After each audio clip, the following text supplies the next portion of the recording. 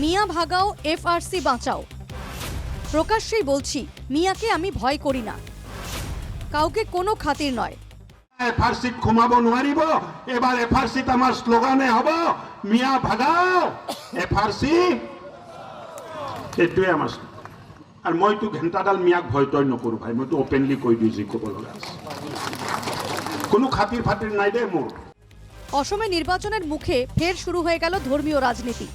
রাজ্যের সংখ্যালঘুদের উদ্দেশ্যে কটু কথা শোনা গেল মন্ত্রী সিংঘলের মুখে। মঞ্চে দাঁড়িয়ে ভাষণ প্রসঙ্গে মন্ত্রী সিংঘলের ঘোষণা, ফরেস্ট রাইটস কমিটিতে ঢুকতে পারবে না কোনো মিয়া।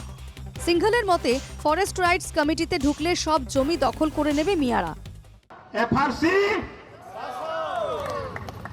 নহলে এই মাটি যিটো ললে, মিয়া যদি সোমায় মাটি আমি আপোনাক গোটাই দিছো, কিন্তু ইহঁত যদি আহে ইহঁতে আপোনালোকক বেদখল কৰি মাটিটো নিজৰ কব্জাত লৈ লব।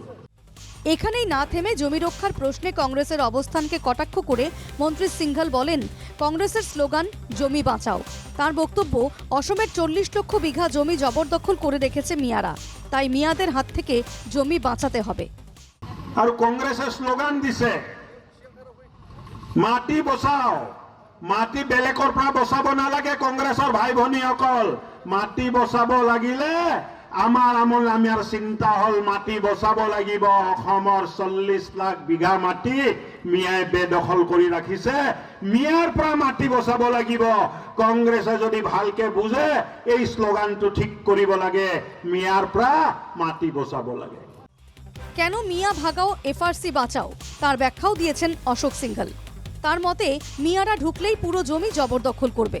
জনজাতি অঞ্চলের শিল্পোদ্যোগ এলাকায় মিয়াদের প্রবেশেই আপত্তি তোলেন মন্ত্রী অশোক সিংঘল। মিয়া ভাগাও, হাতাও নয় ভগাও, এফআরসি বচাও। কাৰণটো হ'ল মিয়া মানুহ ইয়াত সোমালে গোটেই মাটি বেদখল কৰিব। আৰু আমি বিচৰা নাই যে জনজাতি অঞ্চলত, উদ্যোগিত অঞ্চলত 1 ইঞ্চ মাটিও মিয়াই বেদখল কৰাৰ সুযোগ পায়। সেইকাৰণে মিয়াক ইয়াত থাকিব সোমাবই দিব নালাগে। মিয়াদের তিনি মোটেও ভয় করেন না বলেও মন্তব্য অশোক সিংঘলের। আমি ভয় নকৰোঁ, কিয় ভয় কৰিম হে?